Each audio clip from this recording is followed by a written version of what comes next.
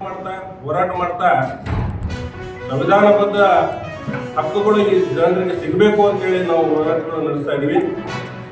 ಈ ಒಂದು ಸ್ಲಮ್ಗಳ ಈ ಒಂದು ಗುಡಿಸಲು ಪ್ರದೇಶಗಳಿಗೆ ಮೂಲಭೂತ ಸೌಲಭ್ಯಗಳು ಮತ್ತು ವಸತಿ ಅದ್ರ ಜೊತೆಗೆ ಭೂ ಮಾಲೀಕತ್ವ ಕೊಡಬೇಕು ಅಂತೇಳಿ ಹೋರಾಟಗಳು ನಡೆಸ್ತಾ ಇದ್ದೀವಿ. ಈ ಒಂದು ಮಧ್ಯದಲ್ಲಿ ಭೂಮಾಫಿಯಾಗಳು ಗದಗ ಪೆಟ್ಟಿಗೆಯಲ್ಲಿ ಇರ್ತಕ್ಕಂಥ ಸುಮಾರು ಈ ರಿಯಲ್ ಎಸ್ಟೇಟ್ಗಳಾಗಿರ್ಬೋದು, ಭೂಮಾಫಿಯಾಗಳಾಗಿರ್ಬೋದು, ಇವರಿಂದ ಸ್ಲಮ್ ಜನರ ಭೂಮಿಗಳು ಕಬಳಿಸುವಂಥ ಕೆಲಸ ಕುತಂತ್ರಗಳು ನಿರಂತರವಾಗಿ ನಡೀತಾ ಇದೆ. ಉದಾಹರಣೆಗೆ ಗದಗ ನಗರದ ರೆಹಮತ್ ನಗರ ಹತ್ತಿರ ಇರುವಂಥ ರಿಸೆ ನಂಬರ್ 594ರಲ್ಲಿ ಸುಮಾರು 2000 ಇಸ್ವಿಯಲ್ಲಿ ಆ ಜಾಗೆಯ ಮಾಲಕರಾದಂಥ ದತ್ತಾತ್ರೇಯ ಬಾಣಿಗೆ ಅಂತೇಳಿ ಸುಮಾರು 80 ಕುಟುಂಬಗಳಿಗೆ ನಿವೇಶನಗಳು ಹಂಚಿಕೆ ಮಾಡಿರ್ತಾರೆ, ಅಂದರೆ ಖರೀದಿಕೊಟ್ಟಿರ್ತಾರೆ. ಇದಾದ ನಂತರ ಆ ಜನ ಅವರು ಯಾವ ರೀತಿ ಆರ್ಥಿಕ ಪರಿಸ್ಥಿತಿ ಇದೆ ಆ ರೀತಿ ಮನೆಗಳು ಕಟ್ಕೊಂಡ್ರು, ಕೆಲವು ಜನ ಶೆಡ್ಗಳು ಹಾಕೊಂಡ್ರು, ಕೆಲವು ಜನ ಸರ್ಕಾರದ ಇತ್ತೀಚೆಗೆ ಪ್ರಧಾನಮಂತ್ರಿ ಆವಾಸ್ ಯೋಜನೆ ಅಡಿ ಒಳಗೆ ಸುಮಾರು 15ಕ್ಕಿಂತ ಹೆಚ್ಚು ಕುಟುಂಬಗಳ ಡಿಡಿಗಳು ಕಟ್ಟಿಸಿ ಈಗಾಗಲೇ ಮನೆಗಳ ಕೆಲಸ ಪ್ರಾರಂಭ ಮಾಡ್ತಾ ಇದ್ದೀವಿ.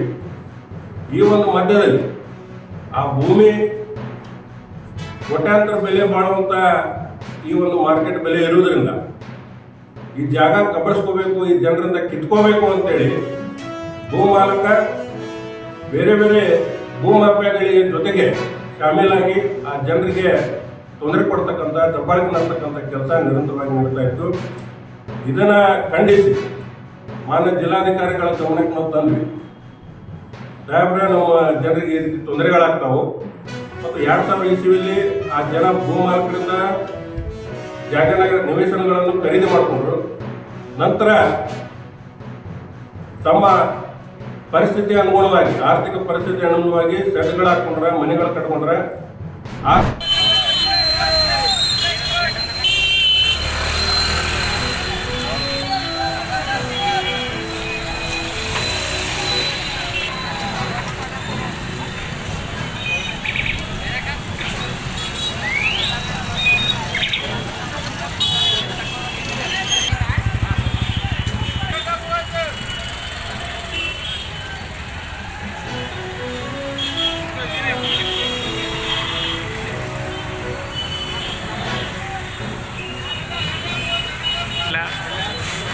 ಏನೋ ಆಫೀಸ್ ಯಾವಣ್ಣ